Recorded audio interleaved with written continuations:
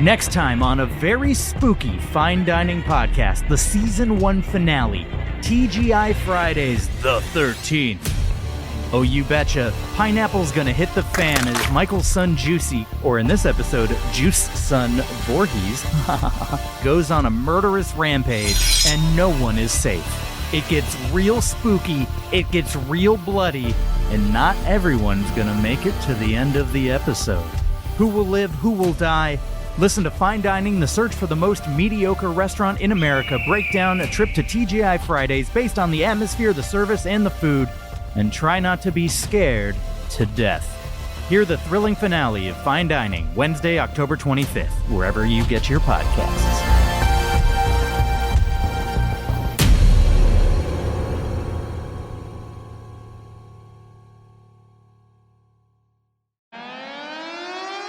Who the hell does Justin Welby think he is? It's not his job to make moral judgments about the decisions people make. It's mine. I'm Harriet Langley-Swindon, you're all evil, and this is Non-Censored.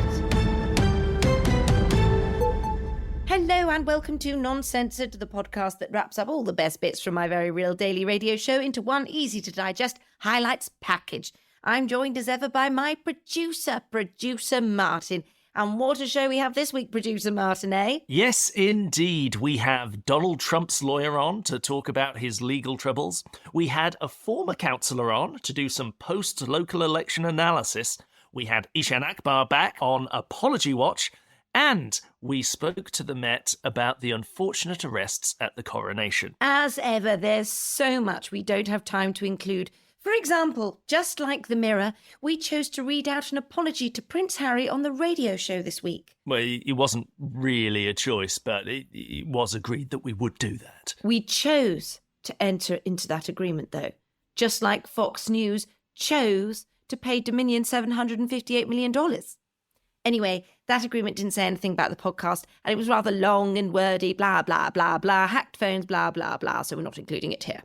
And a reminder, if you have any questions for us, we're doing a Time for Questions episode next month. So please send them in to noncensoredpodcast@gmail.com. But let's start with Ian Cityman from His Majesty's Metropolitan Police to explain why he arrested some obvious troublemakers. Ian Cityman, welcome to the show. Thank you for having me, Harriet. Now, it's great to get you on the show. We wanted to speak to you about this because volunteers over the weekend were arrested over rape alarms. Now, this was, of course, some volunteers apparently working on women's safety. And I think I can speak for all women when I can say we're safe enough already, thank you. And you got some intel, I believe, that they had some rape alarms that they were probably going to use against the coronation. Yes, we did receive reports from sources yet can't disclose that these so-called volunteers were going to anarchically use these alarms in a way that would be against the Crown. So we acted with the information we had at the time. We believe we acted robustly, and we shut that down. And to be clear to our listeners here, this wasn't because Prince Andrew was sort of, doing the rounds. No, this was nothing to do with Prince Andrew, though he did have it on some, I shouldn't speculate, but what's important for your listeners to understand as well, Harriet, is that when one is in Gold Command, everything absolutely is a perceived threat. Name something and it could be a threat. A fish? Fish could be a threat, yeah. It could be thrown under the wheels of a golden carriage and cause it to skid. Wow. Toothpaste? Wow. Toothpaste absolutely could be squirted in a PCSO's eye, causing them to hit someone inadvertently. A Yorkshire Terrier? A Yorkshire Terrier absolutely could yap at the heels of a royal stallion, and Princess Anne could fall off and break her neck. What about just a kind word? Well, in this modern era, a kind word can be misconstrued, and many a kind word has been said by the police and colleagues of mine, and they've resulted in disciplinary action. Wow. Right, and I've just got to say, I think some of our listeners might be concerned that these people were arrested. They were certainly stopped from protesting, if indeed that's what they were planning to do, but they hadn't actually committed any crime. This is quite a dangerous precedent, Well, I think. What would you say to that? To that, I would say it's our job to decide what and what is not a form of protest. To those who would criticise the police in any way, I would say put yourself in a policeman's shoes. Yeah, I think that's very poignant. Also, I saw this great film. I only saw the first 10 minutes or so, but I thought it was really, really wonderful. And it showed a kind of wonderful future where the police would arrest people before they do the crime. So that as a result, there was no crime. It was really good. It had Tom Cruise in it. Yes. Really wonderful film. Well, it sounds like a wonderful film. It's something that we certainly are striving to work towards as a service, absolutely, is to stop crime before it happens. Because as the old policeman saying goes, if a crime is happening, it's already too late. That's so brilliant. Also, I think that would allow, because, the government, they're very cheeky, but they gave you all some new laws to play with just before the coronation. And I just think we're heading in the right direction now, because I would like to see a future, really, where we can look at all the Just Stop Oil protesters and bang them all in jail. Yes. Obviously, with the due process first, of course. Well, we wouldn't just want to bang them in jail. Of course, there would be an uproar from certain fringe groups. Oh, yes, they would. But no, there would. I mean, ideally, we will. The police, as a service, would join together and would take action on that very robustly. Ian, if I could just get just comment on 3 more items, and as to of course whether they'd be a threat to the police. Trees. Well, don't be stupid. No, trees can't be a threat. Trees aren't a threat. Veganism. Yes, that is a threat to the police, but indirectly, if a police officer were to be a vegan, they on the beat and they were undergoing some physical exertion, they could faint. Okay, and finally, Jackie Chan. Jackie Chan, the martial artist, or Jackie Chan? I've got a friend called Jackie Chan. Do you mean him? He's very good. Well, what about the martial artist? I went to school with a martial artist. Is he angry in this particular instance, or is he? Is he protesting, Martin? He's not protesting, but he does have an ice cream cone. So therefore, he would be at rest, possibly digesting partially ice cream. Dairy would make him soporific, and therefore he would not be a threat to the police. However, my friend Jackie Chan, he's very anti-monarchy. Right. I have to say, Martin, all these things that you've thrown at me in this list, yes, they seem fairly threatening to a serving police officer. Right. I mean, they are just words. And it is words, but as we know, words can turn into actions, which can turn into crime.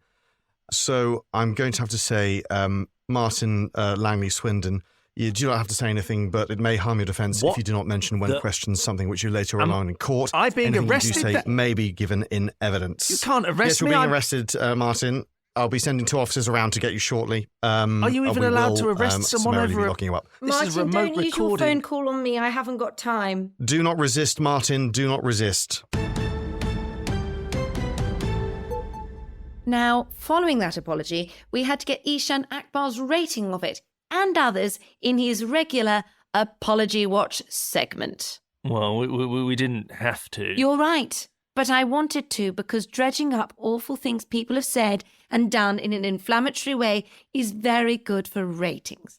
Let's have a listen. I'm so not sorry that it's made me feel sorry for the not apology I'm sorry about. So I'm sorry not sorry that the not nature of the sorry isn't sorry enough, or not. Hello, Eshaan. How are we today? Yes, I'm very well, thank you. It feels like spring is in the air and apologies are everywhere. Oh, yes, indeed. This is a very exciting edition of Apology Watchers. You've got quite a few for us, I believe. Yes, I do. And, it gets harder every week to try and whittle it down to my favourite apologies. But I wanted to start with something a bit different today.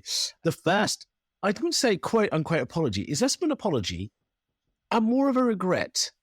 You may have seen that during the King's coronation, 6 people were arrested for being so irritating and annoying during the King's coronation.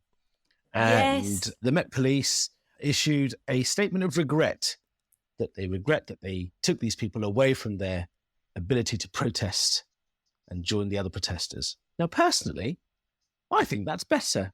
I think a regret is better than an apology. Well, interesting. Why do you think it's better than an apology? Because an apology is just an empty word, sorry. I mean, there are so many songs with the word sorry in it. Sorry seems to be the hardest word. Sorry, I'm Sorry, three famous songs. Okay. I sort of... If we're looking at it in the prism of Sorry seems to be the... Yes, thanks, Martin. If we're looking at it through the prism of the song, Sorry seems to be the hardest word. Yes. And we were to replace that with Regret seems to be the hardest word. I mean, that would be interesting, wouldn't it? Yeah, it would. And the thing with regret is to me, it shows some real self-reflection when you regret something. Yeah. Sorry is something that you put out into the world, whereas regret is something you put into yourself. Whatever you put inside you is regretful. Well, I'm sorry. I'm sorry, Eshaan, but I regret to tell you that I disagree with you. I feel an apology is something that comes from the heart. It's, sometimes it's not even enough. Whereas a regret, I mean, that's like you could regret eating a hot dog, but then you might go out and eat another hot dog that very same day. But there we go. But Martin, that's what's so good about it, isn't it? An apology, it's a bit limiting. Yes. An apology. I'd say it's really, it's kind of oppressive. It's almost cancelling you from doing things. Yes. Because you can't do them again. Yes. But if you regret them, then as you say, you can do them again.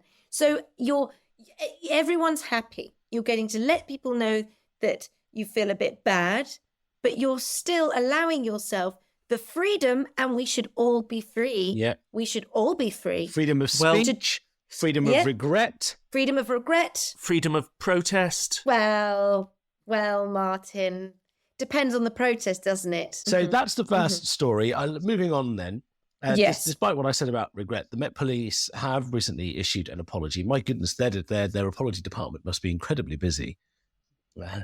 The Metropolitan Police, more like the Metropology Police. That sounds more like they're sort of weather reporters in a way. Good. I don't think.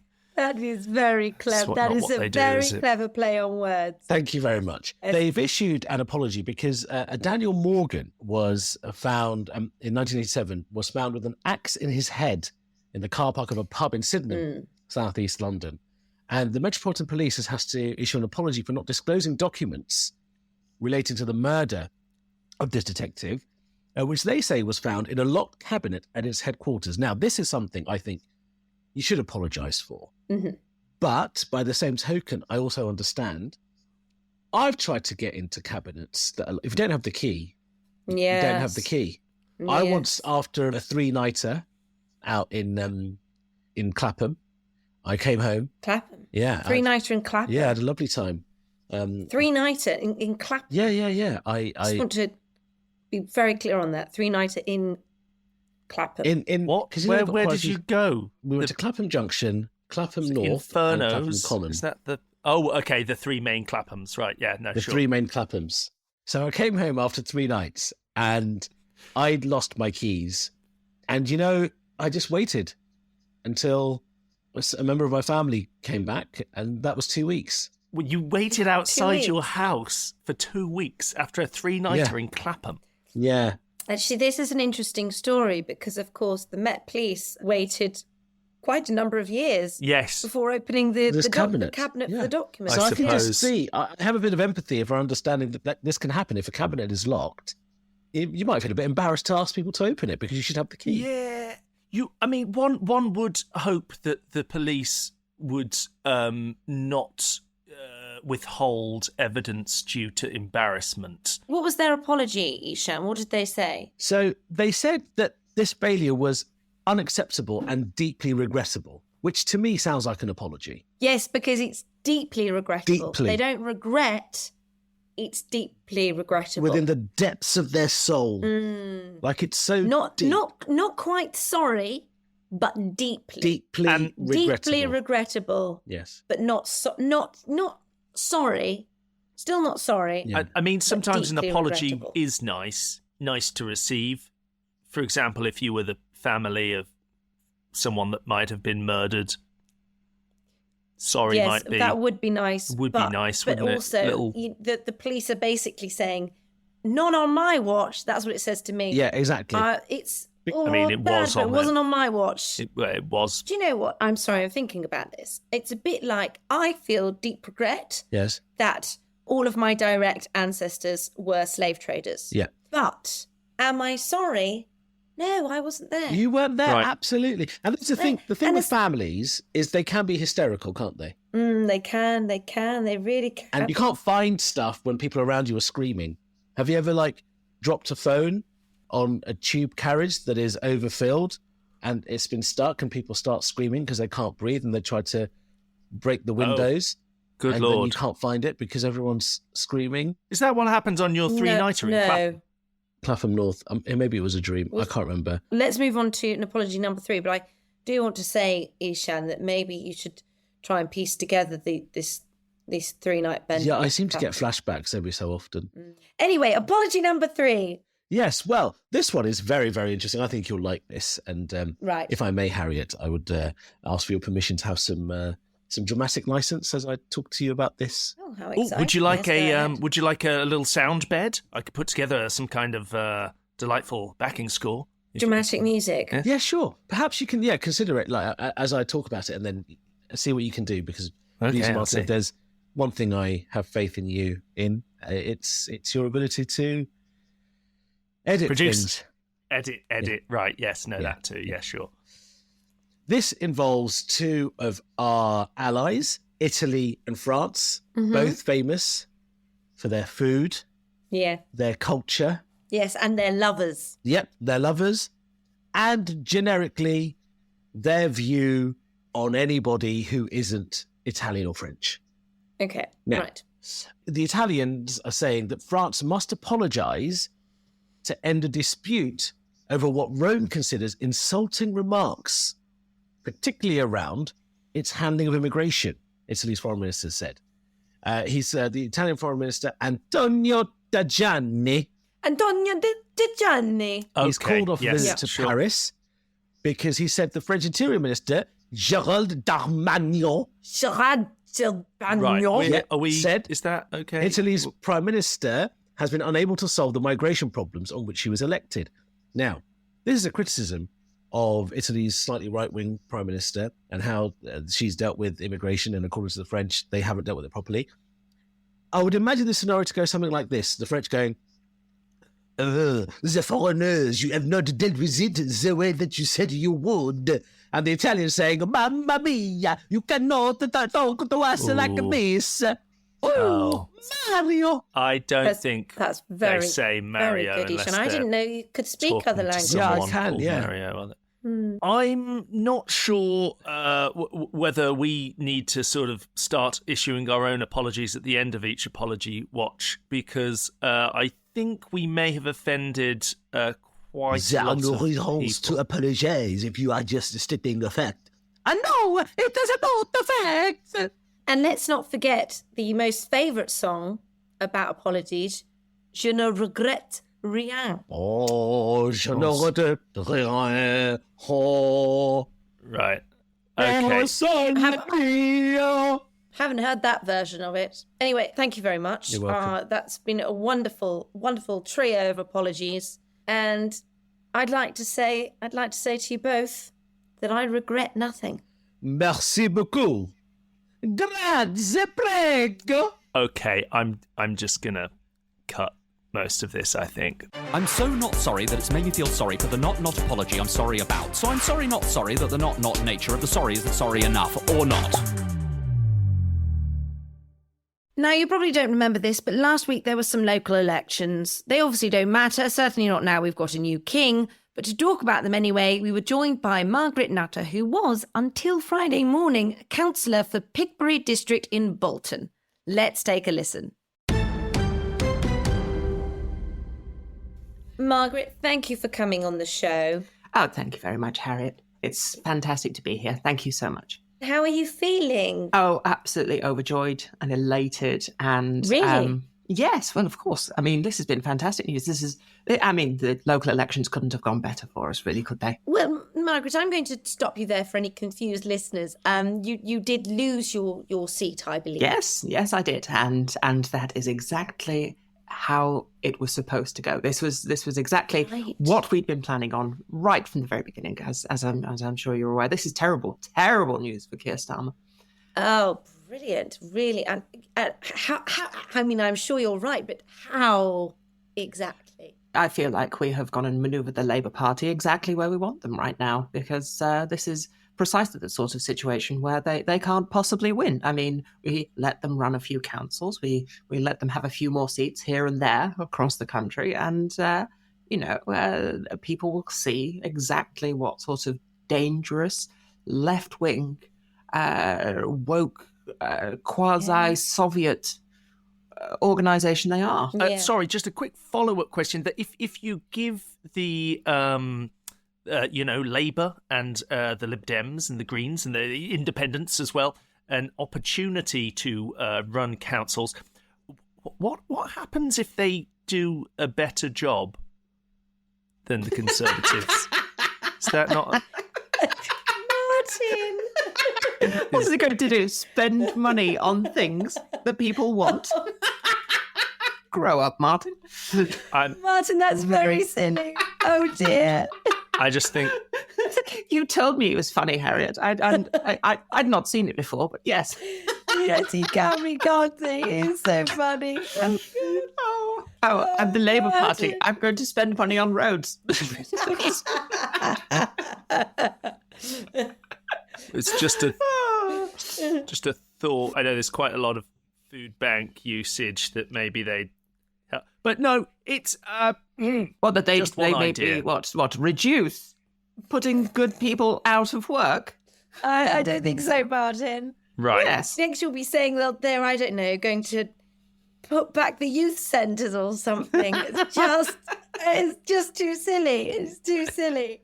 Margaret, talking of Martin says, so you've been replaced by, I think she's called Kelsey. I don't, yes, I mean, it's difficult to tell these days with these names that they have nowadays. They're not good, proper names. It's so difficult to tell. I mean, I thought it was Chelsea, but, maybe it is Kelsey. That's what they do now, Margaret. They make up names that aren't real. There's so many things that they make up that aren't real. Pick them out and say, no, you've got to say Kelsey, and you go, well, so what that's we have, not a name. I look at her, and, she looks like a Kerry to me, so that, I mean, that's what I will call her. But yes, anyway, she's heart's in the right place, bless her, but a bit naive, I think. No real idea about how things really work in the real world. Yes. Very few of them have such breadth of experience, such as we do. They expect to be given things without having to actually work for them, which obviously is not like where we grew up. I mean, everything that we had, we worked incredibly hard for, and and without friends and family being able to help us find those things, it was once they'd done that, we went and put in all of the effort. No one can deny us that. Whereas these people seem to think that what you need to do is you need to go and you can help people by helping people. That's not. Yes, it's really crazy. I really worry about these kind of woke ideas like that. That, oh no, we can support people, and you think, well, that's actually quite a dangerous idea, actually, and it's really worrying. This kind of dangerous Marxist thought that's creeping in. Though I think that's not getting away from the fact, of course, that Kerry, because I think we should call her Kerry, Kerry's victory is not really a victory, as you said. Well, no, exactly. No. She's essentially, she's a seat warmer. Yeah, she is a little wokey seat warmer. Just extrapolating on from this as you've described, quite ingenious tactic of giving over power to the other parties in order to secure a more long-term Conservative victory. What do you think about the idea that perhaps Labour, or even indeed a coalition, might take Parliament at the next general election as a Conservative plan, to secure a longer stay next time? Could that be something that you're working towards? I don't think it needs to go that far. I honestly don't think it needs to go that far. I mean, one of the main ways in which these people tend to underestimate or misunderstand how politics works is that politics is very much like the economy. You have to spend money to make money, and in this case, you have to spend councillors to make councillors. And what will happen is that as we move forward with this plan, we will keep them on the ropes before we go and secure victory at the last minute. Because the thing is, right now, what we're looking at is a coalition of chaos, and the public will be left with a very simple choice at the next election. They'll be left with a very simple choice of strength and stability with the Conservative Party or chaos with Keir Starmer. I mean, I don't think I could put it clearer than that. Well, Margaret, I mean, I think let's wrap things up, because can I just say once again, well done and congratulations on your victory, non-victory. Thank you. I will be back. Yes, you will. Yes. Like Arnold Schwarzenegger. Yes, yes, blast Kerry out of her seat. Yes. Thank you very much. Thank you. Finally, this week we head across the pond to America. The President of Hearts, Donald Trump, was found liable in a New York court for the sexual assault of writer E. Jean Carroll, as well as defamation, and ordered to pay her $2 million in damages. Now, for stories like this, with all the legal and ethical implications that are involved, it's important to have a serious and balanced conversation about it. Which is why we were delighted to welcome President Trump's lawyer, Chip Randy Jr. III, back on the show to talk about his client, or should I say, clients. Let's take a listen. Chip, absolutely wonderful to have you back on the show. Oh, am I on? Oh, hello. Hey, Harriet. How are you? Chip, I'm very... Are you okay? You sound like you might be a bit ill. Oh, yeah. I'm recovering from a head cold. Oh, so. Dear. Oh, dear. Sniffles. Got the sniffles, yes. Got the sniffles, yeah. Unfortunately, it's that time over here.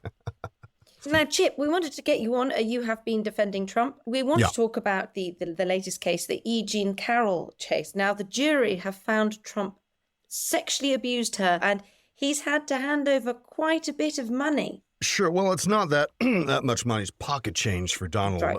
Harriet. But first of all, over £2 million. It's a travesty of $2 million pocket change for Donald, but absolute travesty of American justice. Absolutely, it's a sad, dark day for American justice. An innocent man can be found guilty in a court that doesn't even make, it's not even legal. So, wow, yes, yeah. So, I'm absolutely, as you can tell, absolutely beside myself. But the man's innocent. He didn't do it. He's been found not guilty, and well, and there we go. I have to... Chip, sorry, Martin. This is quite important. I do want to ask Chip. This is obviously the biggest witch hunt in history. It is, and so if Trump is John Proctor, sure. What are you? I am Goody Chip. Yeah. I am the fair maiden walking around the village saying, "Hey, guys, what are you doing?" Yeah. Yeah. That's who I am. And if the Crucible had that, I think the ending of the book might have been a bit different. Actually, I'm Jesus. Right. Okay. Brilliant. Actually, I'm Jesus around the village saying, "Hey, guys, you doing this in my name? Yeah. Stop." Yes. Right. Oh, Chip. Yes. Yes. And I'd part the seas, and I would absolutely, those fires, they'd be out. Yeah. Chip, yeah. If you don't mind, I do have to call you Sure. up just on one of the things that you said, or a couple of them really. One, that he is... that he's not guilty. He has been not found, guilty, 100%. Yeah. He has been found guilty in the court of law, and although it is it's not a criminal case, it's a civil case, but it is still a legal finding. Legal? That's absolute bullshit. Let me tell you now. What's your name? It's Martin, producer Martin.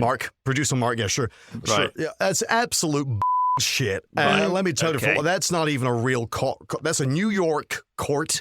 Yes. It's civil. Yeah. And he was found, and it's a witch hunt. Yeah.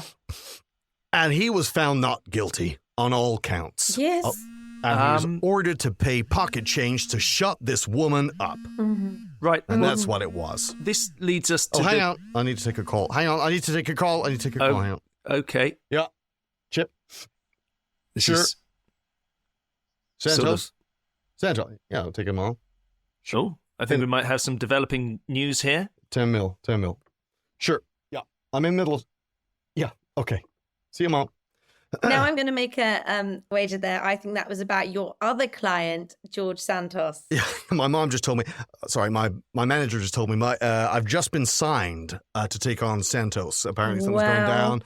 I'm now representing George Santos, and let me say, a more innocent man you have not found. Chip, it's wonderful. You are, as you've already established, the sort of Jesus of your day. Yeah, sure. Yeah, modern day Jesus.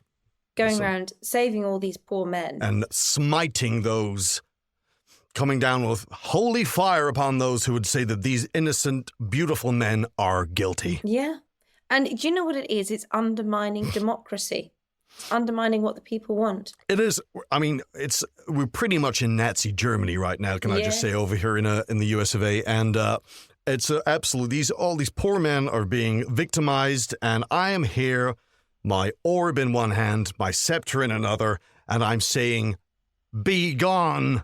Well, Chip, devil. Yeah. Chip, yeah. I have a question for you. It seems that your contention is that that your clients, certainly Donald Trump and now George Santos, have been defamed in a way. So, as quite a litigious gentleman, certainly Donald Trump appears to be, is there a reason why he hasn't countersued for defamation? Were you accusing my client then of anything? It just sounded a little bit like you were no, accusing. I tend to stay out of the legal world, so I... Martin, you've got to be careful. That's litigious man. Yeah, Mark. That's very litigious. Yeah, Martin, non-censored can't protect you. I'm afraid that falls on individual I mainly opinions. We won't be able to stand by you. I think there's the freedom of the press to ask questions. I think my people will be in touch with your people, Mark, and we'll see where we go from there. Oh, good Lord. Well, another successful interview. Thank you so much, Chip. Yeah. Great to have you on as always. Harriet, great to have you on as always. Me on you. You on me on Chip. this. Chip. Oh, dear. Oh. Well, I look forward to speaking to you again soon, and God bless America. Thank you. God bless America. Well, that's it for this week. Like, subscribe, tell your friends, and keep those questions coming to noncensoredpodcast@gmail.com. Thank you to Rosie Holt, Brendan Murphy, Eshaan Akbar, Paul Dunphy, Bethany Black, and Ed Morrish. I'm Harriet Langley-Swindon, and we'll be back next week with more Non-Censored.